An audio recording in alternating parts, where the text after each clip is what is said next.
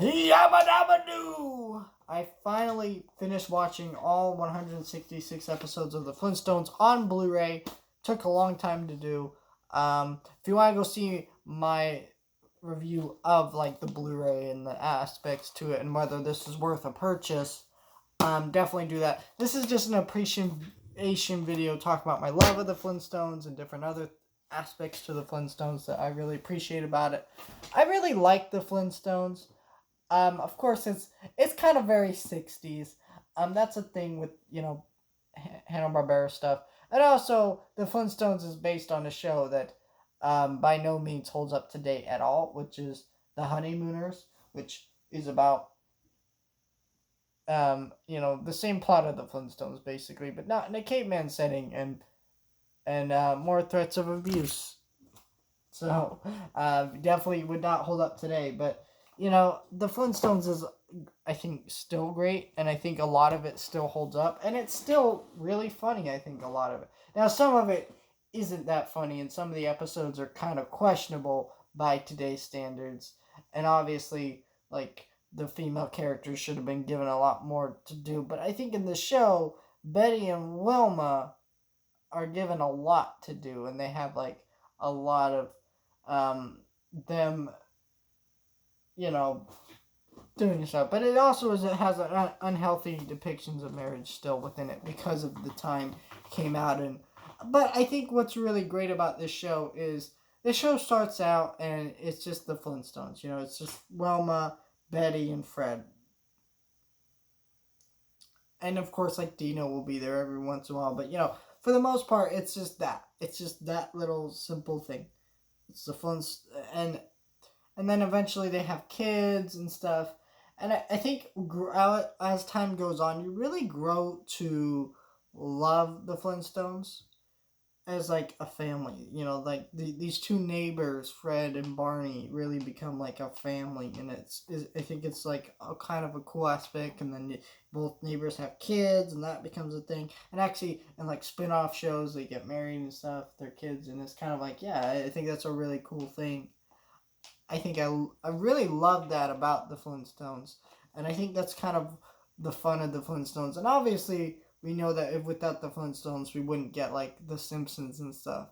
Um, and I think the Simpsons is a more realistic depiction of actual family life and a more healthy depiction, even though at times it can be a little bit unhealthy in that show. But like this is this is more like a very 60s one-sided look at family life, and it's kind of like but it's still like a fun show. I think a lot of the humor still works. I think some of it doesn't, of course. I think it's very dated, but I think where the show really went downhill is when they introduced the Great Kazoo. He was just very annoying, and it's weird to introduce an alien in a show set in the Stone Age. Like, why would you do that? Nobody ever liked Kazoo. I think he's okay. Like, I don't hate the Great Kazoo. I'm just confused about why he's in this show. Like, Hanna-Barbera has other shows set in the future. Like, why didn't they introduce him in, like, the Jetsons or something? Like, why the Flintstones? Very confusing. Very strange. It does not work. And I think that's kind of what inspired the Flintstones to crossover with the Jetsons was the Great Kazoo, kind of showing that they had similar aspects, and people were always comparing them. It's like the Jetsons is just the Flintstones in space, and it's kind of like true, but like I don't know. But yeah, and then so let's talk about other aspects. I'm mostly just talking about the original series. Um, but let's talk about the live action movies, which I actually like the first one. Here's what I think about the live action movie. I think a lot of people are like, no, it's bastardizes the Flintstones or whatever. I'm like, no, it doesn't. I think it's literally the Flintstones in live action. Not Barney. Fred wants to get a promotion at his job, gets one, and then kind of becomes a little bit of a douchebag, and then has to like stand up to his greedy boss. But that's like a Flintstones plot. He gets a promotion. That's the plot. And sure, people are going, wow, that's really simple for a movie. I'm like, yeah, because it's based on a simple cartoon. And you know what? The movie's fun enough. And I know people really hate Rosie O'Donnell in that movie. And I get it, she's annoying. But she's mimicking a laugh that's really annoying. It's not that bad. So I never understood it. I love that movie. I think it's not a great movie, of course, but as a Flintstones fan, I'm just like, I love the Flintstones, so I love this. And the prequel, Viva Rock Vegas, is terrible, but that's it's like that's whatever. But I think the actual live action movie itself is fine.